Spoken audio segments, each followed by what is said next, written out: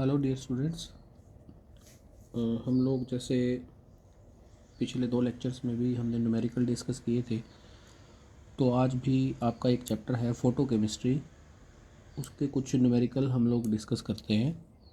जैसे first type तो है आपकी कि एनर्जी कैलकुलेट करना। वन आइंस्टीन की एनर्जी निकालनी है आपको, उसमें आपको वेवलेंथ गिवन होगी।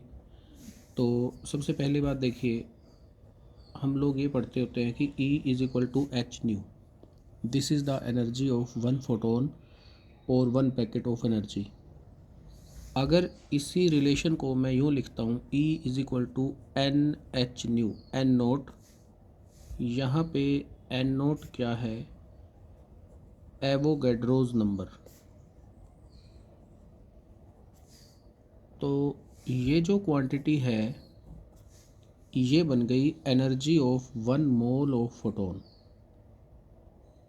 ये तो है एनर्जी ऑफ 1 फोटोन, ये है energy of 1 mole of photon. इस एनर्जी को हम बोलते हैं एनर्जी ऑफ एन आइंस्टीन।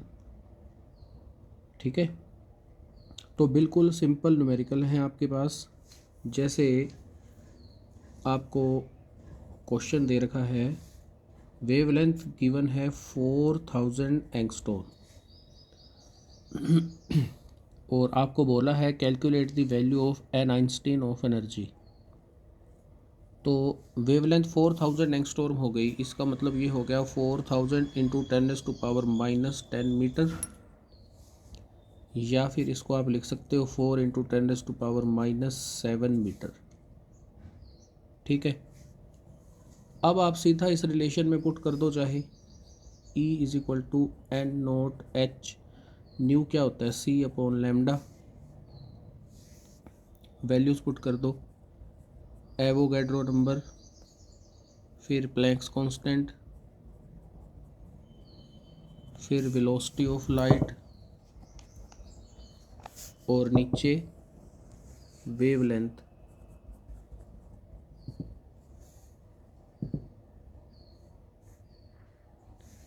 तो यहाँ से आपके पास एनर्जी की सारी जो वैल्यू आ जाएगी वो आ गई 299.2 किलो जूल पर मोल। This is the energy of one Einstein of energy.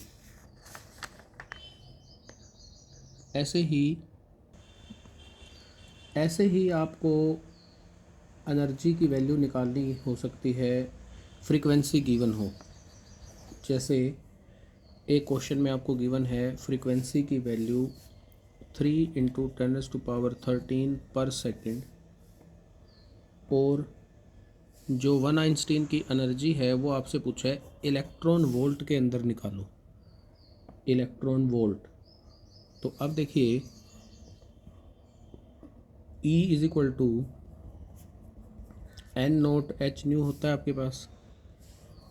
यहाँ पे फ्रीक्वेंसी की वैल्यू पुट कर दो तो आपके पास आंसर आ जाएगा जूल में, और फिर जूल से इलेक्ट्रॉन वोल्ट आप बना सकते हैं। तो पुट कर दीजिए वैल्यू।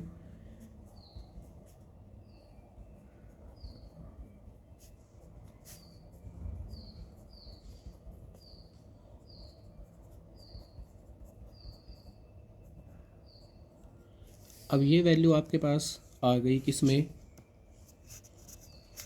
जूल के अंदर। ठीक है, अब एक रिलेशन है 1 जूल और इलेक्ट्रॉन वोल्ट के बीच में, मैं यहाँ नीचे लिख रहा हूँ 1 इलेक्ट्रॉन वोल्ट = 1.6 × 10⁻⁻19 जूल होता है। ठीक है, अब आपके पास जूल है, ये वैल्यू जो है वो जूल में है। इसको इलेक्ट्रॉन वोल्ट में कन्वर्ट करना हो तो हमें क्या करना पड़ेगा? देखो ये जो वैल्यू आपको दे रखी है, ये वैल्यू आपको गिवन है, ये जो वैल्यू आपकी आएगी वो किस में आएगी? जूल के अंदर आएगी। ठीक है, तो जब आपको जूल के अंदर ये वैल्यू निकालेंगे उसको आपने कन्वर्ट करना है किस में? इलेक्ट्रॉन वोल्ट में। ठीक है, तो जो जूल है उसको आप यदि इस क्वांटिटी से फर्दर मल्टीप्लाई कर दो तो वो आपके पास क्या आ जाएगा, इलेक्ट्रॉन वोल्ट नहीं आ जाएगा। तो यहाँ से ई की जो वैल्यू आ जाएगी आपके पास वो आ रही है 0.124 इलेक्ट्रॉन वोल्ट। बिल्कुल सीधे फार्मूला बेस्ड न्यूमेरिकल है, आपको सिर्फ वैल्यू पुट करनी है और लास्ट आंसर निकालना है। ठीक है, इसी के अंदर एक टॉपिक और है आपका वो है क्वांटम एफिशिएंसी का।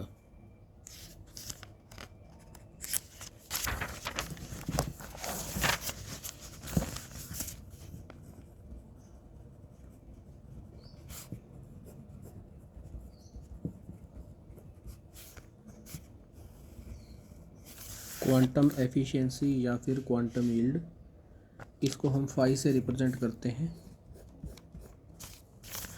तो क्वांटम यील्ड या क्वांटम एफिशिएंसी क्या है? किसी भी फोटोकेमिकल रिएक्शन की जो आउटपुट है उसको हम लोग क्वांटम एफिशिएंसी के टर्म्स में डिस्कस करते हैं भाई, 50%, 60%, वट एवर। और ये निकालते कैसे हैं?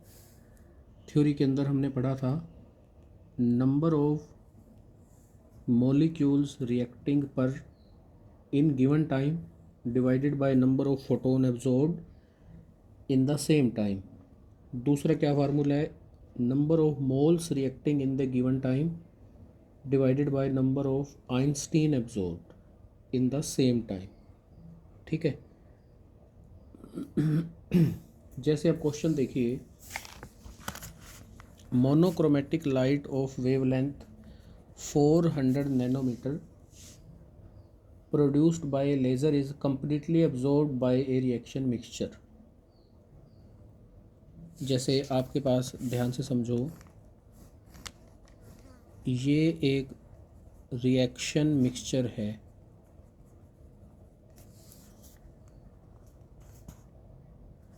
यहाँ से कोई सोर्स है लाइट का, वो लाइट दे रहा है 400 नैनोमीटर की, और ये लाइट ये मिक्सचर कंप्लीटली एब्जॉर्ब कर रहा है। ठीक है, जो ये सोर्स है, इस सोर्स की इंटेंसिटी है जो, वो है 50 वाट। कितनी है? 50 वाट। आपसे क्वेश्चन पूछा है how many moles of photon are absorbed in 10 minutes. 10 minutes का टाइम है, इसमें आपको निकालना क्या है? How many moles of photons are absorbed, ये आपको निकालना है। तो देखिए, आप दो तरह से एनर्जी निकाल लीजिए। 50 वाट क्या है आपके पास? पावर। 50 वाट,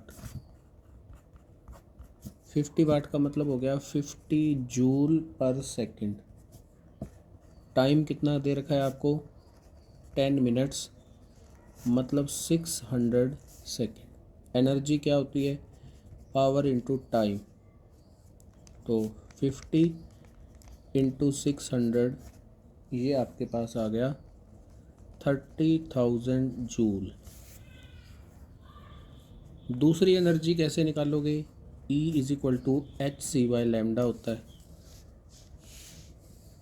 H कितना है? प्लैंक्स कांस्टेंट की value, C velocity of light, lambda 4 into 10⁻⁻7 metre. तो यहाँ से आपके पास जो एनर्जी आ गई वो आ गई 4.97 इंटू 10⁻⁻19 जूल। देखो, दो एनर्जी आ गई आपके पास। अब आप इन दोनों एनर्जीज का रेशियो ले लो, वो आपके पास आ गए number of photons. Number of photons absorbed, वो आ गए 30,000 अपॉन दिस। तो ये आ गए 6.02 इंटू 10⁻²²।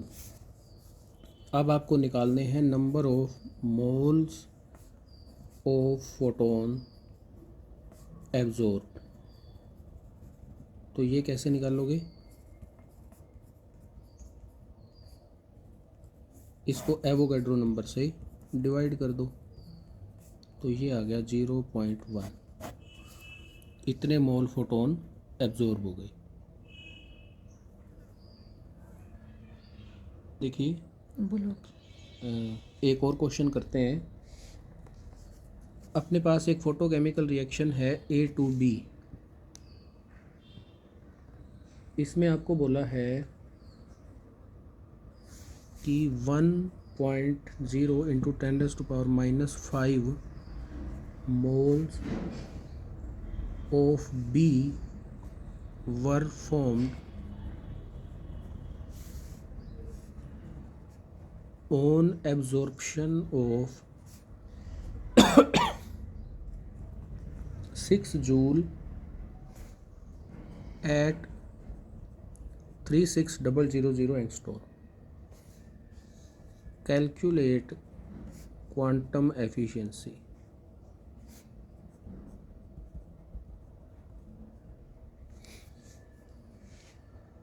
देखो, आपको क्या क्या चीज़ें गिवन है। वेवलेंथ दे रखी है, तो ये हो गया 3600 इंटू 10⁻⁻10 मीटर। यहाँ से आप एनर्जी निकाल लीजिए, E = hc/λ।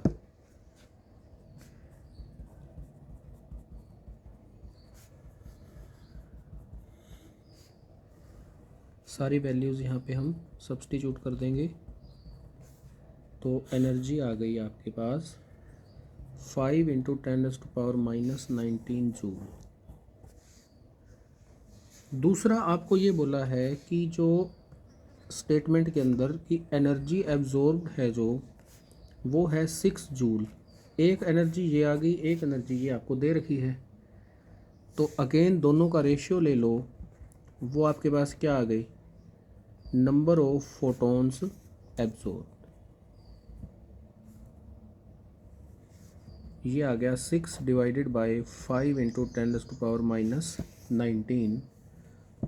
तो ये क्वांटिटी आ गई 1.2 इंटू 10⁻⁹। अब क्वांटम एफिशिएंसी का फॉर्मूला क्या बोलता है उसके अकॉर्डिंग चलो, देखो ध्यान से समझो। अब स्टेटमेंट में आपको बोला है कि इतने मोल बी के बनते हैं। इतने मोल बी के कब बनेंगे? अब इस रिएक्शन को देखो, इस रिएक्शन के अंदर ए और बी का जो स्टोक्योमेट्रिक कोफिशिएंट्स हैं वो बिल्कुल सेम है, मतलब कि जितना ए रिएक्ट होगा उतना बी बनेगा। तो क्या हम ये बोल सकते हैं कि इतने मोल बी के बन रहे हैं, इसका मतलब इतने मोल ए के रिएक्ट भी तो हो रहे हैं। तो यहाँ हम लिखते हैं number of moles of A reacting या रिएक्ट्स, तो वो कितना है 1 इंटू 10⁻⁻5। तो नंबर ऑफ मोल्स को नंबर ऑफ मॉलिक्यूल्स में कन्वर्ट कर लो। 1 इंटू 10⁻⁻5 को एवोगैड्रो नंबर से मल्टीप्लाई कर लो, ये आ गया इतना। अब क्वांटम एफिशिएंसी का formula, number of molecules reacting divided by number of photons absorbed in the same time. तो कितने मोल रिएक्ट हो रहे हैं? 6.02 इंटू 10⁻18। और कितने फोटोन रिएक्ट हो रहे हैं, अब्जॉर्ब हो रहे हैं, वो ये है। तो यहाँ से आपके पास ये आ गया 0.5। मतलब कि जो रिएक्शन है उसकी आउटपुट जो है वो 50% है। ठीक है, तो इस तरह के क्वेश्चन आप ट्राई कर सकते हैं। बिल्कुल सिंपल फार्मूला बेस्ड क्वेश्चन है और एग्ज़ाम पॉइंट ऑफ व्यू से बहुत इंपॉर्टेंट है। ठीक है, बाकी फिर जो है हम नेक्स्ट लेक्चर में कंटिन्यू करेंगे। Thank you.